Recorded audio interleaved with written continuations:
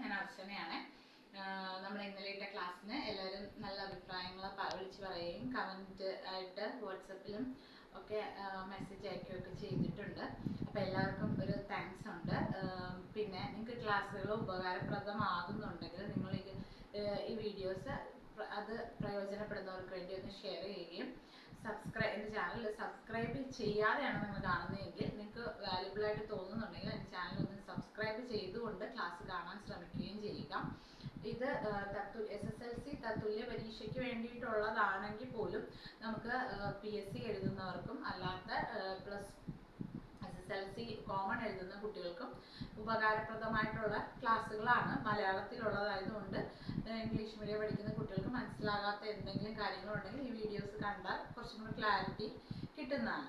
അപ്പോൾ നമുക്ക് ഇന്നത്തെ ക്ലാസ്സിലേക്ക് പോകാം. ഇന്നലെ ഞാൻ പഠിപ്പിച്ച് നിർത്തിയത് പോള് വരെയാണ്. പോള് കഴിഞ്ഞിട്ട് നമുക്ക് പിന്നെ ചെയ്യാൻ പോകുന്നത് മുഖ്യ ഫോക്കസ് ആണ്. അതായത് ഒരു ദർപ്പണത്തിന്റെ ഭാഗങ്ങൾ അല്ലെങ്കിൽ ഒരു ദർപ്പണത്തിന്റെ ഭാഗങ്ങൾ ഏതൊക്കെയാണെന്ന് നമ്മൾ പറഞ്ഞായിരുന്നു. അതിലൊന്നാണ് ലാസ്റ്റ് പോയിന്റാണ് മുഖ്യ ഫോക്കസ്. ഇത് ഞാൻ ഒറ്റയ്ക്ക് പഠിപ്പിക്കുന്നത്.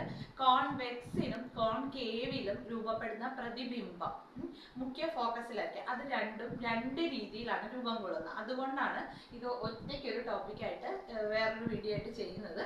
മുഖ്യ ഫോക്കസ് ആണ്. അതായത് നമ്മളിത് ഈ ലെൻസിനെ നമ്മൾ എന്ത് പറയും? അതായത് പ്രതിപതന തലം ഉള്ളിലേക്കുള്ളത്. ഞാൻ പഠിപ്പിച്ചപ്പോഴും ക്ലാസ് എടുത്തപ്പോഴും പറഞ്ഞത് എന്താ?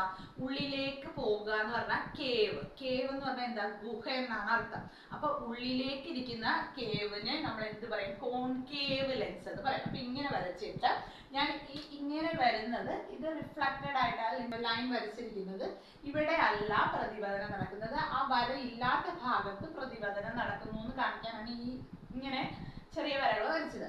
അപ്പൊ ഇത് നമ്മൾ പഠിച്ചാണ് അവതലം. ഈ ഭാഗത്ത് നമ്മൾ എന്ത് പറയാ? അവതലം. എന്താണ്? ദർപ്പണത്തിന്റെ ഉൾഭാഗം അകത്താണെങ്കിൽ പ്രതിപതന തലം ഉള്ളിലേക്ക് ഇരിക്കുകയാണെങ്കിൽ അത്തരം ദർപ്പണങ്ങളെ നമ്മൾ കോൺകേവ് ദർപ്പണങ്ങൾ എന്നാണ് പറയുന്നത്. അപ്പൊ ഇതൊരു കോൺകേവ് ദർപ്പണമാണ്. ഇതിലേക്ക് വന്ന് പ്രകാശരശ്മികൾ പതിക്കുന്നു.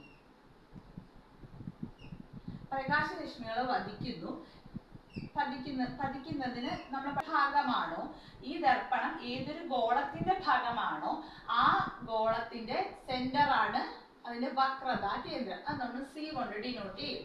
ഇനി ഈ പ്രതിപതന തലം ഏതാണോ അതിന്റെ മധ്യബിന്ദുവാണ് പോള്.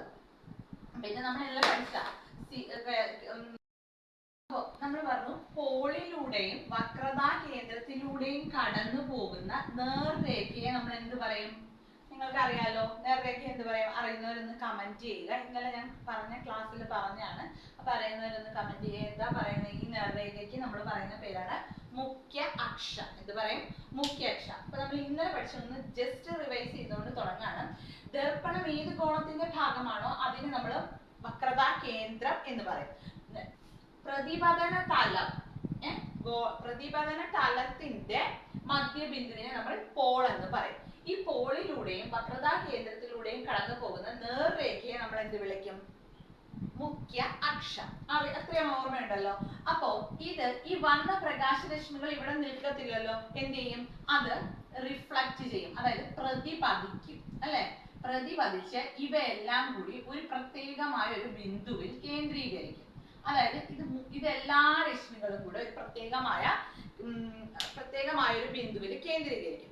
ഇതിനെയാണ് നമ്മൾ എന്തെന്ന് പറയുന്നത്? മുഖ്യ ഫോക്കസ്. എന്ത് വിളിക്കും? മുഖ്യ ഫോക്കസ്. ഇനി ഒരു കാര്യം ശ്രദ്ധിക്കാം. ഞാനിത് ഏത് ലെൻസിന്റെയാണ് പറയുന്നത്? കോൺകേവ് ലെൻസിലെയാണ്. കോൺകേവ് ദർപ്പണം. ലെൻസ് അല്ല, സോറി, ദർപ്പണം. കോൺകേവ് ദർപ്പണം. ക്ലിയർ ആണല്ലോ? കോൺകേവ് ദർപ്പണത്തില് പ്രതിബിംബം രൂപപ്പെടുന്നത് ഇവിടെയായിരിക്കും. അതാണ് മുഖ്യ ഫോക്കസ് എന്ന് പറയുന്നത്. അതായത് നമ്മള് കോൺകേവ് ദർപ്പണത്തില് പ്രതിപതന തലത്തിൽ നിന്നും പ്രകാശരശ്മികൾ പ്രതിപതന തലത്തിൽ പതിക്കുകയും അത് അവിടെ നിന്ന് പ്രതിപതിച്ച് ഈ എല്ലാ പ്രകാശരശ്മികളും ഒരൊറ്റ പോയിന്റിൽ കേന്ദ്രീകരിക്കും. ഈ ബിന്ദുവിനെ പറയുന്ന പേരാണ് മുഖ്യ ഫോക്കസ്. അതായത് ഇത് നമ്മൾ ഈ സർക്കിളിന്റെ സെന്റർ വരുന്നതാണ് വക്രതാ കേന്ദ്രം. അപ്പോ ഈ മുഖ്യ അക്ഷത്തില് ഇതെല്ലാം കൂടി വന്ന് ഒരു പർട്ടിക്കുലർ പോയിന്റിൽ വന്ന് കേന്ദ്രീകരിക്കും. അതിനെ നമ്മൾ എന്ത് വിളിക്കും? മുഖ്യ ഫോക്കസ്. ഇനി ഈ മുഖ്യ ഫോക്കസിൽ നിന്നും മുഖ്യ ഫോക്കസും ഈ പോളും തമ്മിലുള്ള അകലമാണ് ഇതിന്റെ ഫോക്കൽ ലെങ്ത് എന്ന് പറയുന്നത്. ഫോക്കൽ ദൂരം. എന്താണ്? ഫോക്കൽ ദൂരം. ഏതാണ്? അപ്പൊ ഫോക്കൽ ദൂരം എന്ന് വെച്ചാൽ എന്താണെന്ന് ചോദിച്ചു കഴിഞ്ഞാല് മുഖ്യ ഫോക്കസ് എന്താണെന്ന് ചോദിച്ചാൽ കോൺകേവ് ദർപ്പണത്തിന്റെ മുഖ്യ ഫോക്കസ് എന്താണ്, അല്ലെങ്കിൽ കോൺകേവ് ദർപ്പണത്തിൽ മുഖ്യ ഫോക്കസ് രൂപപ്പെടുന്ന ചിത്രീകരിക്കുക എന്ന് ക്വസ്റ്റ്യൻ വന്നാലും എന്താണ്? കോൺകേവ് പ്രതിപതന തലം ഉള്ളിലായിരിക്കും. പ്രതിപതന തലം അവതലമായ ദർപ്പണങ്ങളെ നമ്മൾ വിളിക്കുന്ന പേരാണ് കോൺകേവ് ദർപ്പണം. ഈ കോൺകേവ് ദർപ്പണത്തിന്റെ മുഖ്യ ഫോക്കസ് എന്താണെന്ന് ചോദിച്ചാൽ എന്താണ് നമ്മൾ എഴുതേണ്ടത്? അതായത് പതിച്ചു വരുന്ന രശ്മികള് വക്രത മുഖ്യ അക്ഷത്തിൽ ഒരു പർട്ടിക്കുലർ ബിന്ദുവിൽ അല്ലെങ്കിൽ ഒരു പ്രത്യേകമായ ഒരു ബിന്ദുവിൽ കേന്ദ്രീകരിക്കുന്നു. ഈ കേന്ദ്രീകരിക്കുന്ന ഭാഗത്തെ മുഖ്യ ഫോക്കസ് എന്ന് നമ്മൾ വിളിക്കും. ഇനി കോൺകേവ് ദർപ്പണത്തിന്റെ മുഖ്യ അക്ഷത്തിനും സമാന്തരമായും വളരെ അടുത്തും ദർപ്പണത്തിൽ പതിക്കുന്ന പ്രകാശകിരണങ്ങൾ പ്രതിപതിച്ച് ദർപ്പണത്തിന് മുന്നിൽ മുഖ്യ അക്ഷത്തിലുള്ള ഒരു ബിന്ദുവിൽ കൂടി കടന്നുപോകും. ഈ ബിന്ദുവാണ് കോൺകേവ് ദർപ്പണത്തിന്റെ മുഖ്യ ഫോക്കസ്.